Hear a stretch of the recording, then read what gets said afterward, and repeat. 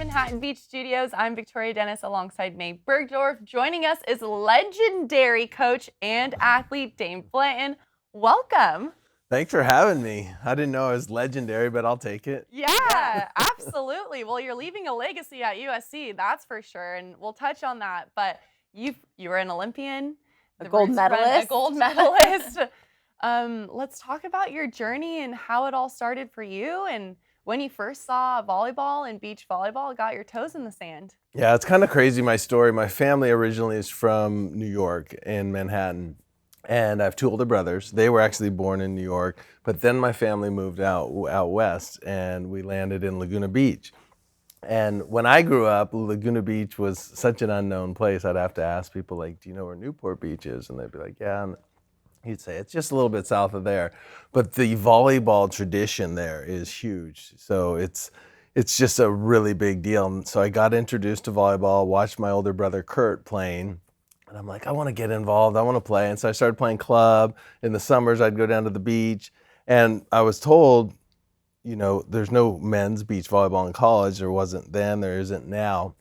But there's always been indoor, right? There in terms of being a D1 sport. And everyone was like, go to school and play indoor volleyball, get your education paid for, get a scholarship. And so I ended up competing. I got my AAA when I was about 16 and really loved playing in the summers at the beach. I got a scholarship to play for Marv Dunphy at Pepperdine University. And as soon as I graduated, I hit the beach as fast as I could, trying to win a tournament. And right when I was graduating in the mid-90s, beach volleyball became an Olympic sport.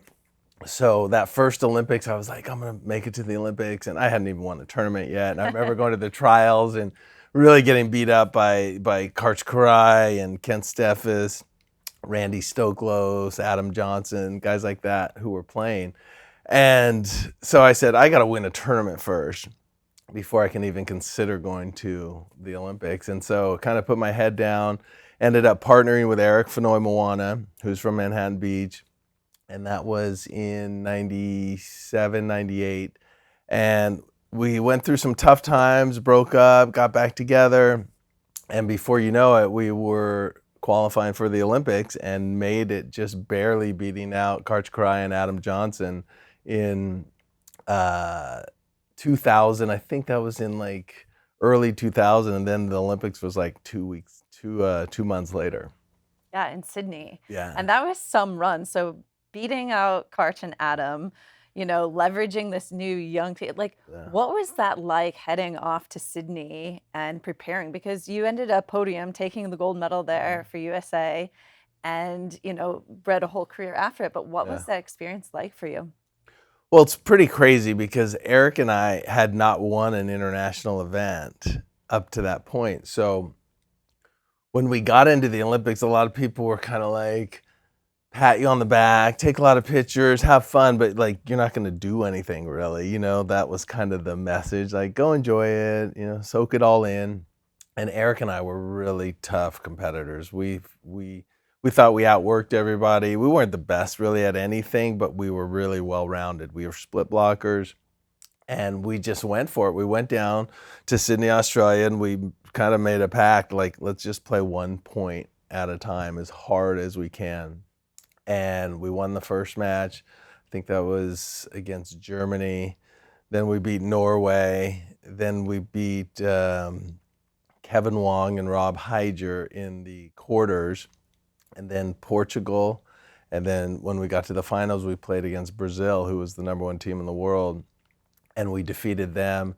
And that's when it got really crazy, you know, like, you're like, is this for real? You know, pinch yourself.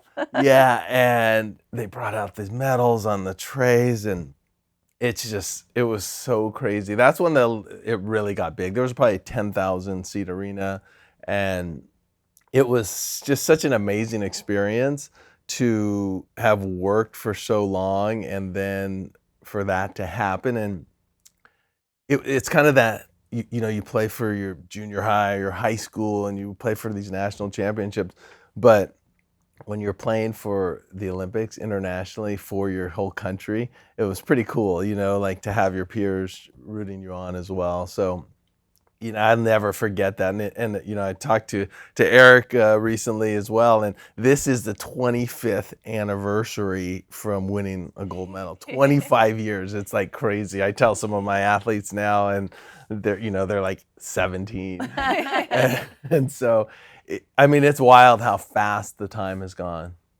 And speaking of the time passing, the evolution of the game. So you played on a different size court, a little bit of different strategies. What have you seen to be the biggest changes in beach volleyball at the Olympic level, especially maybe on the men's side? Well, it's interesting. Like I said, Eric and I were split blockers, right? Ever since that final, there's never been a gold medal team that has split block. If you go down the line, in 2004, it was Emmanuel, Rigo, and Ricardo. In 2008, it was Phil and Todd, right? Tall blockers, specifically at the net, defender in the backcourt. 2012 was Jonas Reckerman and I'm forgetting his partner's name, but Reckerman was up at the net, blocking, doing his thing. In 2016, you had the big Brazilian Alisson at the net, right, winning gold. And then it's just always been these like specialty since that 2000 time. And also the court shrunk. Our match was the last big court game, and it shrunk from 30 by 30 feet to 24 meters. The let serve, they were so-called testing at the time, and then it just never went away. And so that happened. So it was kind of almost like the turn of the century. We had all these rule changes, and now it's almost looking back, people are kind of like, that's so far back that we don't even understand. But think about it. You're talking about 1.5 feet on each sideline and 3 feet on each end line. 3 feet in. That's incredible. So everyone was like, no one's going to be able to jump serves. No one's going to be able to do all these things. And the shorter player is going to be phased out of the game. And it wasn't the case. It's like you change the rules, everybody adapts. It's still volleyball. It's still awesome. And it's just been a heck of a ride for me. A big goal was to go back to the Olympics and become the first male two-time American athlete to play in 2 Olympics. I made it back in 2004 in Athens and just didn't do as well. So we don't talk about that one as much. So, but there's a lot of learning. But you went back to back, and that counts. It's huge. That counts. So I'm joking, but going to the Olympics is massive. And you've been there as an athlete, and you were just in Paris as a commentator down on the sand, and you worked 70-something matches in Paris. How was that? It was wild. So my first Olympics covering for NBC was 2016 in Rio. That was a blast. Then Tokyo was during the COVID and no crowd, very, very different feel. And beach volleyball, every Olympics seems to be tiered up even higher in terms of NBC's priority of pushing it. And those first 2 Olympics, Rio and Tokyo, we had 2 broadcast teams. And in Paris, we only had 1. It was Chris Marlowe, Kevin Wong, and myself. And we had an insane schedule. We ended up doing, I want to say it was like 65 to 75 games. And I had the best seat in the house, but it was game after game. And the cool thing is the feature match was at 10 at night all the time and every day. And I remember looking at the schedule, they had us at 10 p.m. and then they had us at 9 a.m. And that only lasted like 2 days because they realized like, if you have a match at 10, that means you're maybe getting to the hotel at like 1. And then you're at least a few hours prior to the start coming in the morning. So that they gave us some relief in the morning.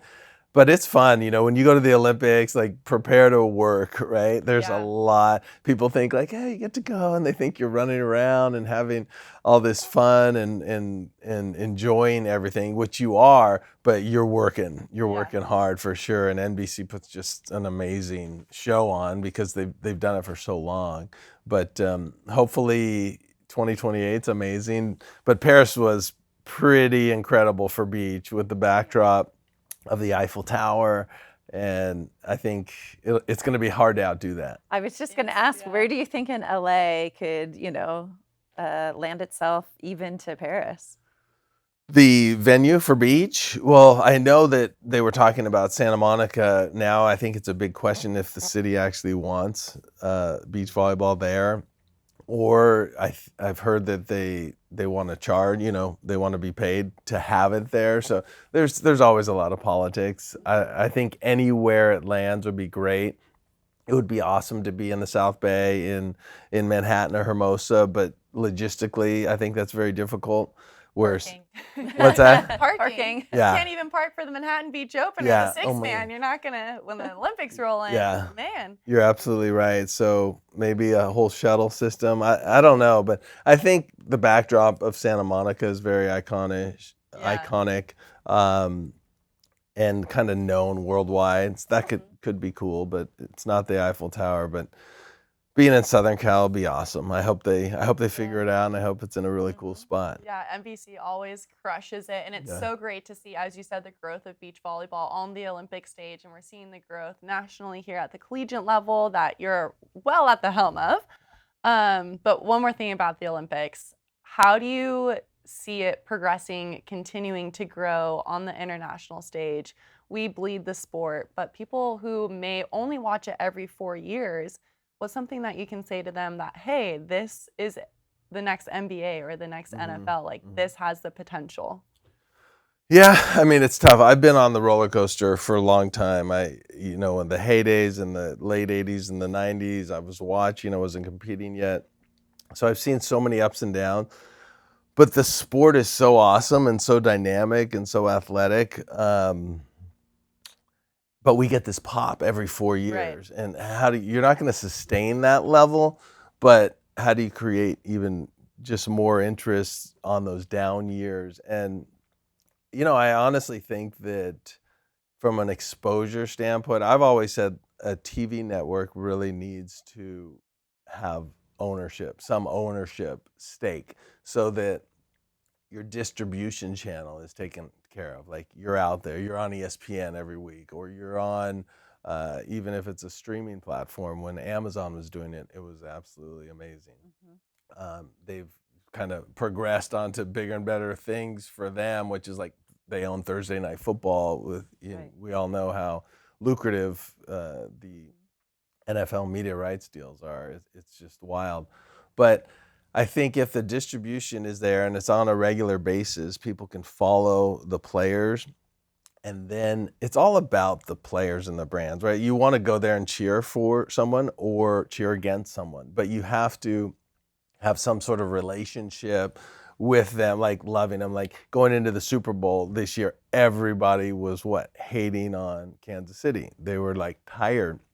And so you wanted to see them lose. More people wanted to see them lose than I think wanted just the Eagles to win. You know, the Eagles just happened to be the other team.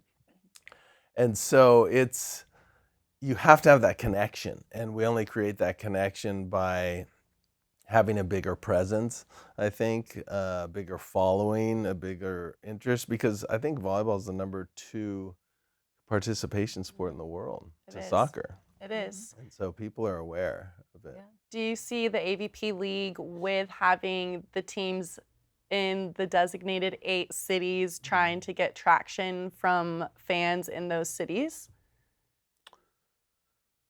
Yeah, the hard thing is, I mean, you can create franchises like the NBA is and the NFL is. It's got to make sense. And I don't know yet that we figured that out. I like the idea, though. Yeah. Well, it's interesting because fansmanship is so prevalent in college. Yeah. And the whole format of the 5 flights, you know, the duels format is is really taking off. And do you think that has a lifespan in the professional world? Either a 3-team or a 3-pair or 5-pair, matchup. Could you imagine USA and Brazil with 3 pairs each? I mean, I'd love it. I think we as collegiate volleyball have the best product out there in terms of competition and what people want to see. The cool thing is with college, you have so many people vested in their alma mater. It's like, oh, hey, USC's playing at the beach. I don't know anything about volleyball, but I went to USC, or my cousin went to USC, or my boyfriend went to USC. Any connection like that, like you relate to it. So it's almost built in with college, because everybody in this country, it's kind of normal to go on to college, and so you kind of have that connection. The format of either 3 or 5 teams, I think, is essential, and I think it can happen at the pro level. I just think that you have to sell the personalities. I think back when I was coming up, I loved like Randy Stoklos and Sinjin Smith and Karch Karai, Mike Dodd, Tim Hovland. Like, it was like this rivalry, and you cared about the players on the court, and we need more stories. We need more. And I think now with social media, I think a lot of players do a fantastic job. And now I think it's up to the league as well to help cultivate more popularity, more interest, more engagement. And it's a puzzle that no one's figured out. And so I don't pretend to have all the answers, but I know back then I went to watch the players. Good or bad, I wanted to watch the players.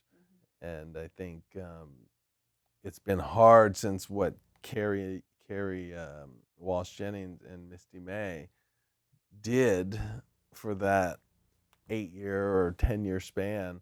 It's so hard to replicate that, and I think it's been a challenge. And there was a big rivalry at the Brazil versus U.S. Now you have a lot of other teams that are great.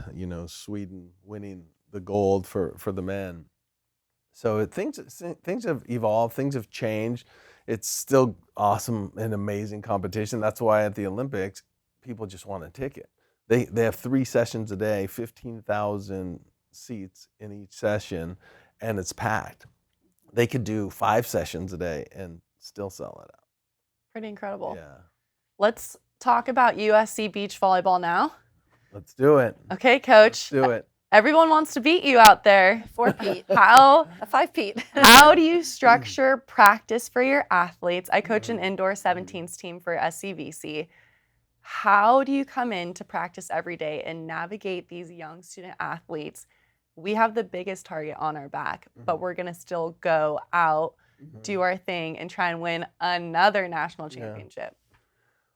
Well, I mean, let's start at the beginning first. I got a call in 2015, or I think it was 2014, going into 2015, from Anna Collier, who you guys are good friends with.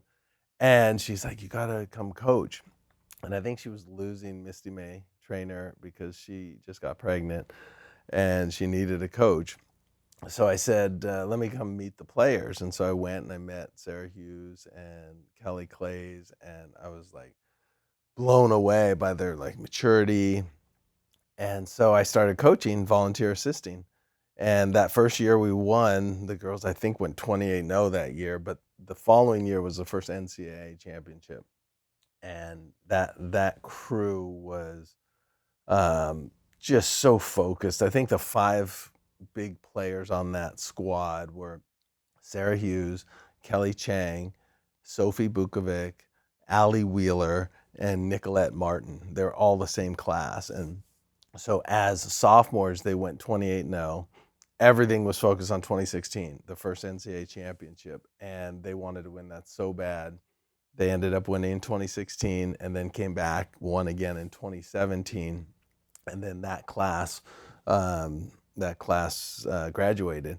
And I continued coaching in that assistant capacity until like 2018. Then I stepped away doing a lot of broadcasting, and I actually broadcast the national championship in 2019 for ESPN. And then that summer, like people, my phone started ringing, and people were like, "Oh my gosh, Anna is retiring." And so everything started moving really fast because you knew everybody and their brother and sister wanted that job because it's Southern California.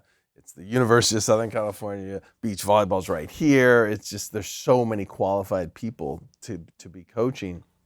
And my coaching career was relatively still small and not a ton of experience. So we fortunately convinced them, and they ended up picking me as the head coach. I had a great resume as a player and volleyball and the whole deal, but they really wanted a head coach. So we kind of had to convince them, like, in order for me to ever be a head coach, someone's got to take a chance on you.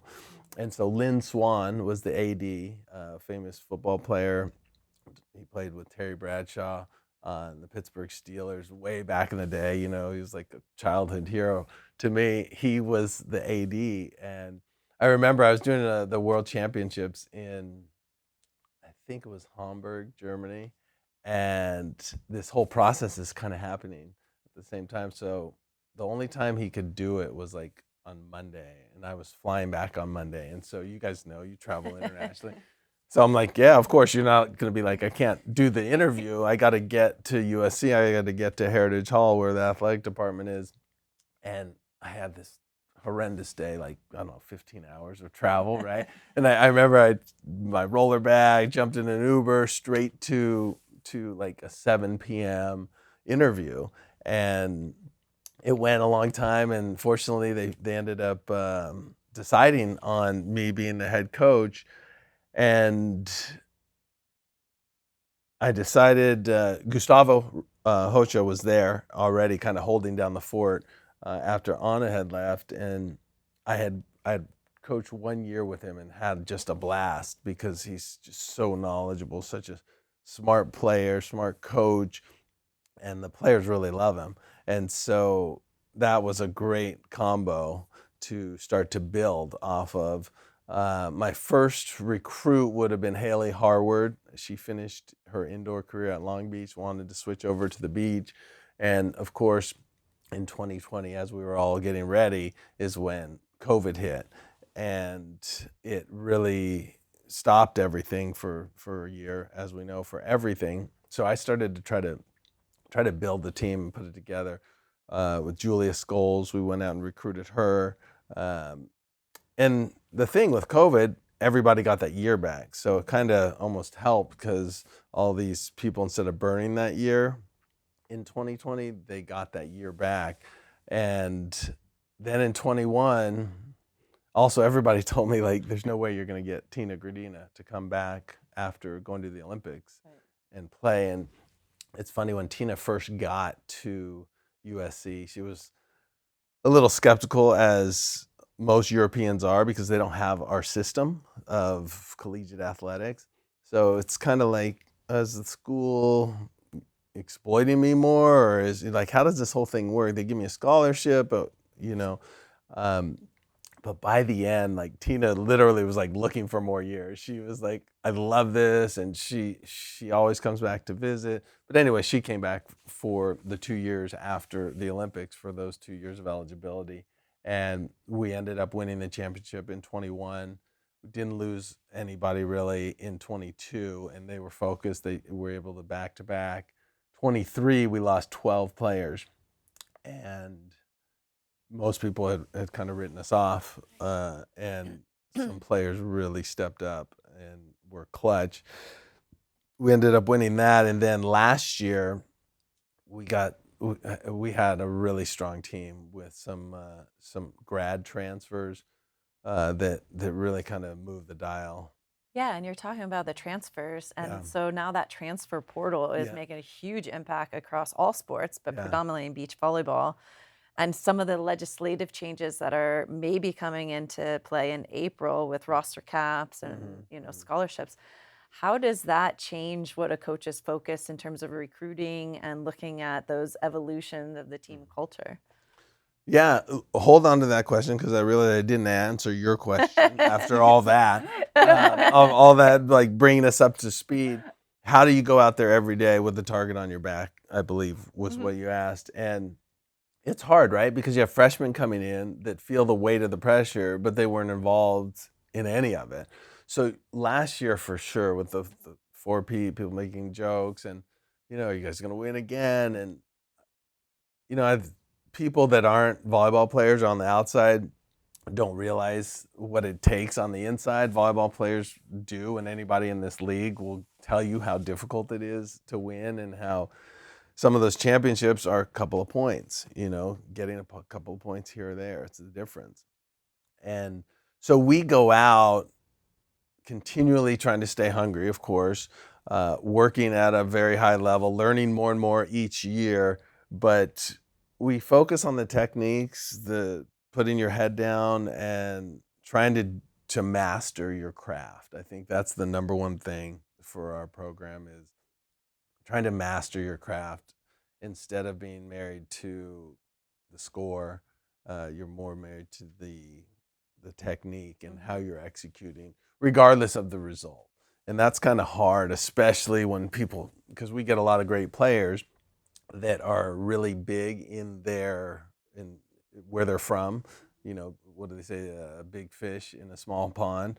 But then you get all these big fish, and you're looking left and right, and there's these really great players, and how you respond to that is everything. And that's our job, to recruit the player that is mature enough or we think has the potential to thrive in that environment, because a lot of people just will never fit in that environment. A lot of players would love to be at number one at a program and lose all their duels, but they're so happy because they're at the one.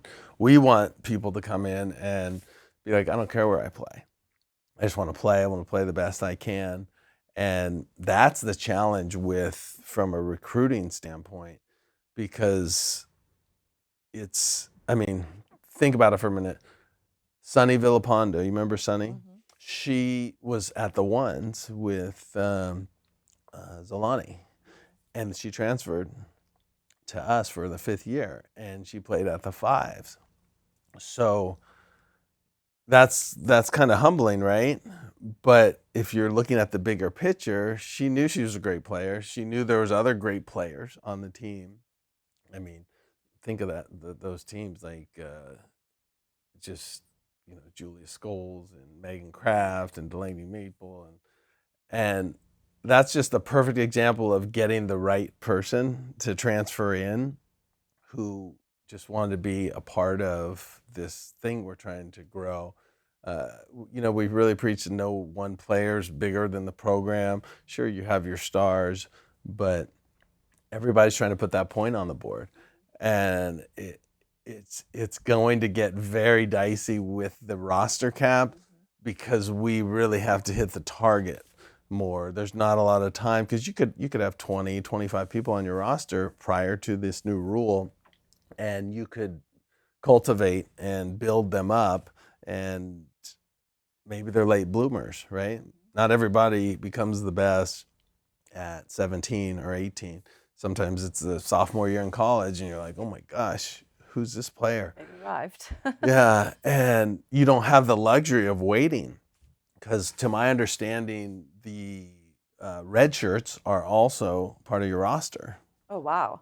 Yeah. So wow. Okay. yeah, that you makes can't. a huge difference. Yeah, you can't say like, all right, you 4 are redshirting, and because now you have 15 active players. Yeah. And that's not enough to compete. yeah. If there's an injury or something. And then you always, even with right now we have 21, but you know, every day there's something. Oh, so and so's quad, or they feel this, or they're gonna take the day off, or you know, you have COVID, you have the flu, you have things happen, and then you get down to like that 12 and 13. So it's going to be, I think the product's going to get stronger, and there's going to be more benefits for top players, because some schools will be able to offer more scholarships because now there's no longer scholarship limits, only the roster limits. I think 2 or 3 players from each institution will now not have a college experience that would have before, which is kind of a bummer, because you want more players and whatnot, but it's going to just trim everything down to, 19 is lean.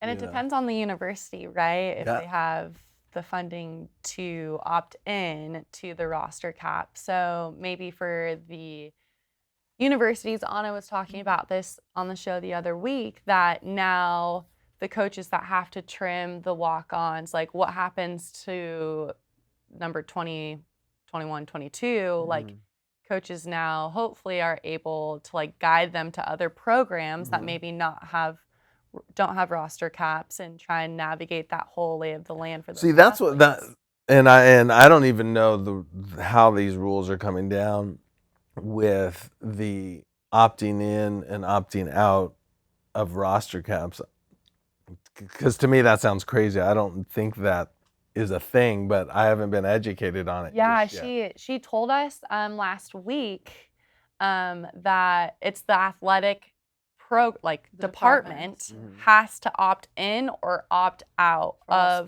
for all sports of revenue share. To the decision to have the roster caps and scholarships or not. Yeah, but I think it's tied to the whole revenue share and the court case and everything like that. So at USC, we will be participating in revenue share, and in that case, anyone participating, I believe they can spend up to 20 million in funds that are going directly to athletes. I believe that is optional to opt in or opt out of, but actual NCAA rules, it can't function by opting in and out. Does that make sense? So I don't. Interesting to see where you see what I mean. Like if we're both 2 Division I sports or teams in the same sport, but you're playing under a different set of rules, that gets really squirrely. Yeah, it's interesting, but it would be like those mid-major D1s, right? That are competing a bit against the big dogs of the USCs and the UCLAs and people that have football money. It's it's the WCC, it's the Big West Conference. Like, where do those programs stand with this whole opting in and opting out? Like, can their department even afford to do that? You know, it becomes an interesting area. I guess is it mutually exclusive, the rule of 19 by itself, or is it tied into revenue share? Because you can't force schools to buy into rev share if they're not a football school or they don't generate the revenue. But I just don't know. I don't know any rule in our sport currently that is not a rule for this team and this team and this team. Right. You know, once you switch it, it's because it's like D2, right? D2 has totally different rules, totally different recruiting rules. That's why there's a D2 championship.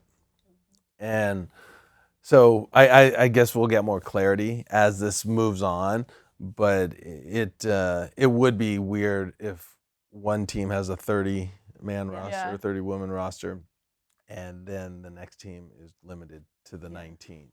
So I'm waiting to see that, how it rolls out. But I've heard people talking about like, hey, we're opting out of this. And it's like, okay. There's a lot of gray areas there. I'm like, well, we're opting out of calling doubles. But I want to ask, heading into the 2025 season here, what are the keys to the women of Troy heading into 2025, keys to the season? And on top of that, what did you learn in this off season about this roster? Well, I learned we're very young. College athletics is a revolving door, right? As soon as you get the athlete, it seems like they're leaving, because they are. 4 years goes by really quickly. After the second championship in 2022, we lost 12 athletes, and that's crazy, right? Like crazy. And so we had to rebuild, and that's what you have to do in college athletics, is rebuild very quickly. For our team now, we are, from a leadership standpoint, it's new because we had Nicole Norris and Audrey Norris and Delaney Maple. So Nick and Delaney were our captains, so we lost that leadership. But we had been grooming players like, Ashley Pater and Madison White and Maven Thomas to step up. Because like right now we have a couple of grad students, we don't have any seniors. So we're going to have one of those years where we have these players, the similar team for both years. Next year it'll be a very similar team. So they're young. You want to accelerate the learning as fast as you can. The maturity, the freshmen will do freshman things, but we don't have any hard and fast rules. Like a lot of schools, won't play freshmen or will do this. If you can play, I'm very, I guess, objective. My decision. We try to just put the players that make the most sense on the court. We love when players like to play with each other. So a lot of times we try to find out, hey, do you like playing with this person? And say it's their third choice. All right, is there a way to put them with a higher choice and it work? So it's a lot of managing personalities. It's a lot of. How do you do that? Like, what's your advice? There's a lot of new high school programs popping up that are managing rosters. Like, what goes into making that lineup? Do you talk with your athletes? It's coaching making the starting lineup, making the team lineup. Which one? Both, making your starting lineup and then managing your extra roster and those opportunities. It's hard, right? Especially when you're right in that gray area where, say, you're not the number 5 team, but you're 6 or 7 or 8 and you're fighting for that spot. You try to keep them as alive as long as you can, with not secluding and not putting, here's our great court and here's our weaker court. We love to mix it so that everybody kind of rises at the same time. And keeping them really engaged, giving them opportunities. I tell most players that come, we brought them here for a reason. So they're going to get a shot at competing, and then it's what you do when you get that call. Because a lot of people are like, oh, well, I was on this court with this player, and you guys weren't really watching, and like weeks go by, and then you get the call, and you're not ready, right? And then there's some players that, I'll give you an example. Jenna Johnson, who played for us 2 years ago. I don't know if you guys remember. She transferred from Florida State. She got a concussion in January or February, and a really bad concussion. And she was basically, I thought, out. But she just kept working out. And literally, it was probably like mid-April, and she was like, oh, I'm cleared. And we were like, oh my gosh, right? Like, okay, but we're kind of, the train's been moving. And she was so focused and still so strong, she didn't just sit around and do nothing. And we ended up putting her with Ashlyn Raznick Pope from LSU, who had transferred. And nobody had seen the team, and it was a great decision. And they were so physical, both of them being LSU and Florida. They knew how to play in wind. And Gulf Shores is crazy. But that's an example of a player putting her head down, working as hard as possible, ready to go, even though it's against all odds. Which is really important, because right now, without the roster caps, programs are at least a double squad. You have 20 athletes, so 10 athletes are fighting for a spot. So not having those opportunities closed off to compete is probably pretty important. Yeah, it's fun to see how every athlete is different and they approach it differently. Some are more coachable than others. And when I say coachable, can I tell you something and you're going to actually go do it? Or am I going to be telling you the same thing 3 months from now? And I think volleyball is so unique because there's no one way to do it. Right. It's such a kind of unique sport. If you pass a certain way, I can give you some tools that I think are going to increase your percentages of success. But, you know, it's like being a goofy foot, right? Like Karch Kreis, goofy foot. Like, can you really say that it doesn't, you know what I mean? No like correlation. it's the wrong way. It's not as normal. Right. I believe Dahlhauser is as well. But there's so many ways to slice it. And I always try to meet players in the middle. Like, you like to pass like this. I think you should pass like this. How about we tweak it and meet like right here? And I think it's important for players to be comfortable. And I think we have a fun program. We like to turn it on and work really hard. We like to enjoy ourselves as well. But it gets stressful, especially when you're at the top. And I mean, I've never was thinking, we never came out and said like, let's win 5 championships in a row. It's just, we won one. Then it's like, hey, let's start from the beginning. Because as soon as you get too full or not hungry, then you're in trouble. And we've constantly made each other better. I think Gustavo and myself and Emily as a coaching staff right now, it's a really good combo. And we're there to be successful. And obviously we want to win, but ultimately we want the athlete to have a really cool like student athlete experience. Right, because that's what it's all about at the end of the day, is really they're a student first and they're an athlete second, and making sure that experience is so fulfilled.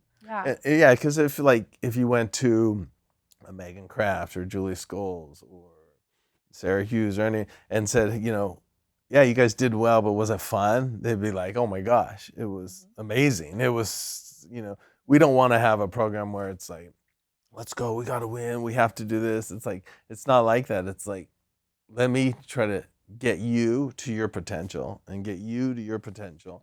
If you want to just play college and not go on to play the AVP and pro and Olympics, that's totally fine. We used to have a player, Sammy Slater, who was a lefty. Summers would come around, she wouldn't even play much. She would be surfing up in Ventura, but she was just this great player. But we wanted to make her the best college player that we could because we knew she wasn't going past that. Same with Joy Dennis, who was really great, but never wanted to go past that. Then you have your Sarah Hughes, your Tina Gradina, your players that are like, I want to go to the top. You know, I want to take this as far as I can. So we look at those players like, it doesn't matter where you want to go. We want to get you to your potential. And I think if we can reach that, then we've done our job. And you have a number of Trojans out there crushing it on the World Tour, at the Olympics. You know, Megan Therese partnering up now, making a run for it too. Because I remember when Therese showed up from Rochester. From New York, not knowing, and now she's one of the best blockers in the world. And it's so cool to see Megan now playing defense, and it's so fun. And I think that has become contagious where, hey, I want to be the best. So we're trying to create a program that answers that. Okay, I want to be the best. Where do I want to go? And we want people to be like, oh, I want to go to USC. And why do I want to do that? Because, oh, there's Sarah Hughes, there's Kelly Chang, there's Julia Scholes, there's Therese, there's Megan, there's Haley Harward. You know, they're all out there doing it. And I think that's the biggest kind of like litmus test of, oh, there's the results right there. And we always encourage players that want to come our direction, you know, reach out to the players. I think that's doing your homework is so essential for these recruits these days. And there's no manual for the parents, and it's so hard. Right. You know, especially with a sport that is somewhat underfunded, right? So you could get a partial scholarship. It's not just like, hey, you're going to get a full, like if you were playing basketball or indoor. And so you kind of have to navigate as a parent what that means, right? Well, and it's really stressful. So June 15th is that recruiting deadline. I think this year with the April 7th proposed, changes, I don't think as many athletes are going to be getting calls as they used to kind of on opening day. I think the change of the recruiting practice is going to be very different this year compared to years previously. Yeah, you're like I said, you're going to be very targeted. You're going to need to know, all right, I'm looking at these 6 athletes. I hope I can get 3 of them. And it's funny, like right now, I think is the best time to start a program. I'd love to see some of these schools start programs. Like, I don't understand why none of the San Diego schools have beach volleyball. But right now, there's going to be so many players. They're going to be on that, good players on that cut line that are in the portal. Yeah, and you're going to be able to start right away, kind of hit the ground running. So I would love to see more expansion and more teams picking it up. It's so great that Texas is now, up and running, and they've put a big commitment behind the sport, as they do with every sport at Texas. But my dream, I hope to get some Big Ten schools, and we would like the Big Ten officially sponsoring beach volleyball, because I think it's very important that a Power 4 conference is sponsoring beach volleyball. So continuing to try to grow it and provide as many opportunities as possible. But we're in a really weird space in collegiate athletics where things are shifting so much. But I think when it settles, we'll be all right. But right now, things need to start to be regulated. I mean, pro sports is more regulated than, like, it's kind of the Wild West. Yeah, big time. Heading into this season, keys of success for the women of Troy. Well, we'll put our head down, we'll work hard, we'll see kind of where we're at after going to Hawaii, which is a really strong event that has, I'd say, 7 of the top 10 teams in the country there. So we'll beat up on each other, and then we'll take it from there. There's so many great teams out there. We're trying to win our 5th championship in a row. TCU's strong. They have a ton of foreign players from Spain. They have the team that was in the Olympics coming back, which is huge. UCLA, Cal Poly. It's so cool to see. I think the talent continues to grow at the collegiate level and the club level, and we just wish for there to be more opportunity for them to go on to college. And the only way that happens is more schools picking it up. And it's so compelling. It's so fun. I know weather can be an issue for a lot of these schools, but we need to do a good job of promoting it and continuing to sell it. ESPN's done a great job showcasing the championship. And I think we can take off to another level. But it's kind of a concerted effort of everybody. The NC2A's got to push it. Each school's got to push it. Other schools need to start to jump in and get involved. But I think right now most collegiate programs are taking a step back to see where all the dust settles after this case is, I think the word that I've heard used is codified and finalized, and that will happen, like you said, in April. So I think we're all anticipating that to happen. It'll be interesting because that's right during our season. Right. But it's a tough time. I had to reduce my freshman class because of it. Right.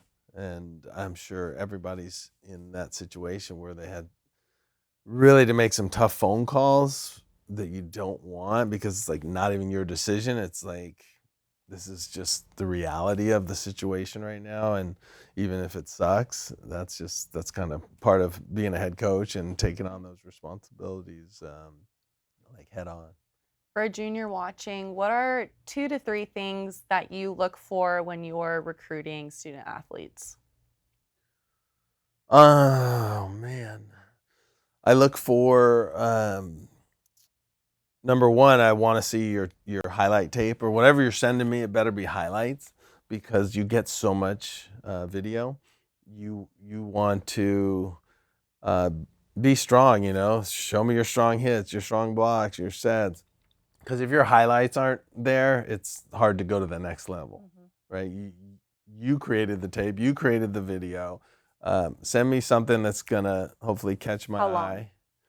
How long? Yeah. Couple minutes, 2-3 minutes. And it's funny as coaches, right? Like you pop something open and you're on your way to bed or you're eating lunch or something and you want something that's like, oh, okay, we gotta look at this. And then it's not all about playing, of course, but you have to have a certain level if you're going to a top program. You're going to have to be on a certain level of playing. I think where it gets interesting is the non-playing stuff, and I think that's what you're talking about more. So I love maturity. I love when parents help players but allow them to drive. So we do a lot of these Zooms, right? Sometimes it's just the player, right? Sometimes it's the player and the parent. Sometimes it's the player and the parent is right off of camera, which is totally fine. And I always invite them in. I'm like, is your mom or dad there? And because it's a hard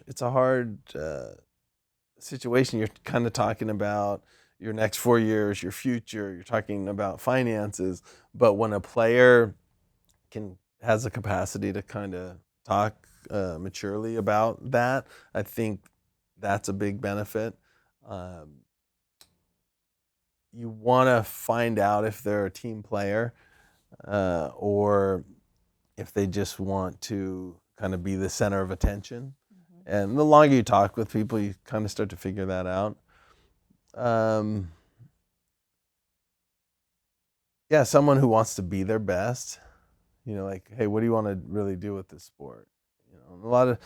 That's the hard thing too, because sometimes when these players put on their sweatshirt that says whatever school and they take their Instagram, that's them arriving. You want the person who's like, no, this is the beginning, not the end. So a lot of times you hear like, oh, so-and-so committed, because we talk to club coaches, and so-and-so committed, and now I see them once a week, and I used to see them 3 times a week because now they've kind of made it to that spot. And the ones that are like, oh, they were coming 2 times a week or 3 times a week, and now they committed and they're coming 5 times a week, that is going to raise eyebrows. So you're like, oh, that's what I like. Kind of self-driven, someone who, like you don't have to push them. They want to play. You want to almost, when you can't be in your full championship season, when you can't coach them, like you want your players to love to go play because they want to go play, not because they have to. So I don't know if that answers the question, but you don't want them to be so advanced, whatever, but just, hey, this person wants to be really good. They want to reach their potential. Oh, they want to play with other players. They really like the team concept. They want to have fun doing it. And then how driven you are, like I said, it can just be ending in college. It could be going to the AVP and playing pro. It could be going to all the way to the Olympics. I think we just focus on that window. And it's so fun because they're so impressionable at this time, like that, say 17 to 23. It's such a huge growing period for everybody. And for us, it's like, and I probably speak for other coaches as well, you want to send someone out like into the world that is going to be a really great representative of the sport, of your university, of your program, whatever they may be doing, if it's in the business world or whatever.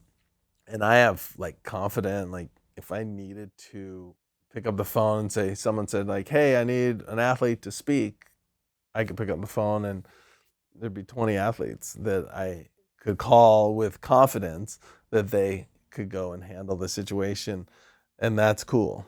That's kind of the cool stuff. So it's a challenge having like the target on our back.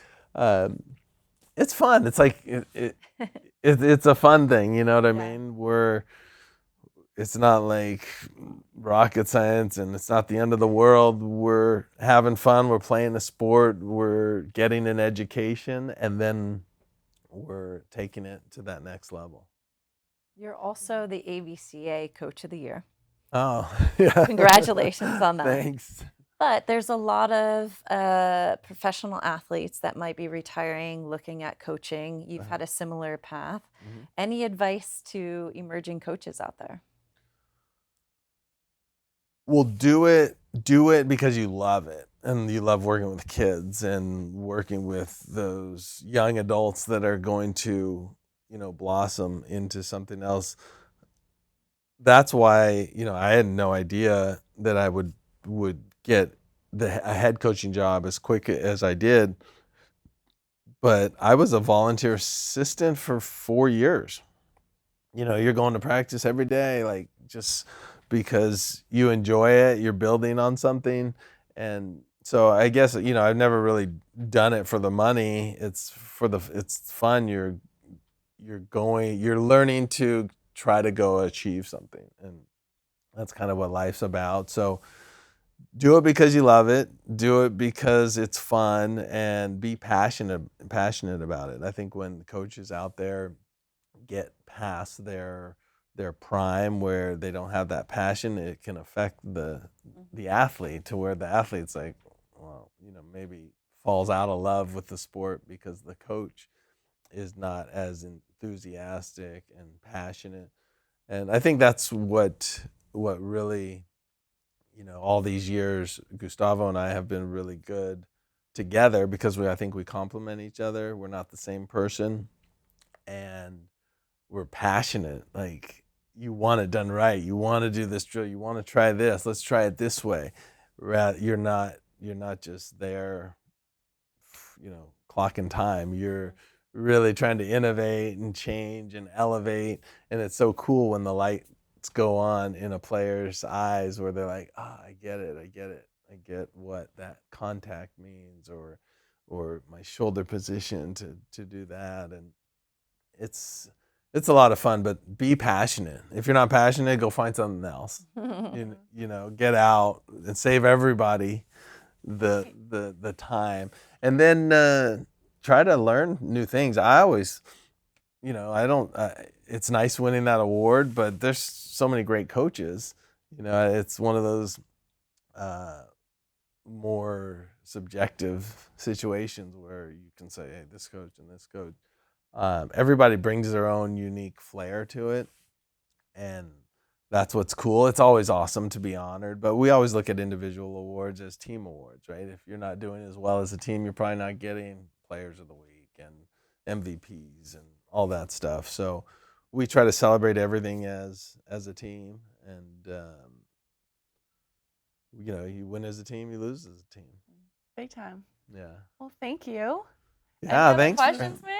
Yeah, thanks for having me on. Yeah, this was so fun. Yeah. And I love hearing about your why you're coaching. You're winning a lot, but it's building the character of your student athletes at the end of the day, and building champions. Yeah, on and off the court. Yeah, so hopefully we can keep it up and grow the sport. We want more and more players, more and more schools competing, and I think we all that are in the sport have that responsibility to try to continue to grow it. Yeah. Maybe we'll get some of those Big Ten schools signing up to play. They're already crushing the indoor side, so might as well get out on the sand. Yeah. Well, thank you again. Thank you guys. Appreciate it. Thank you, everyone, for watching this episode. Make sure to like and subscribe. Keep it gritty out there.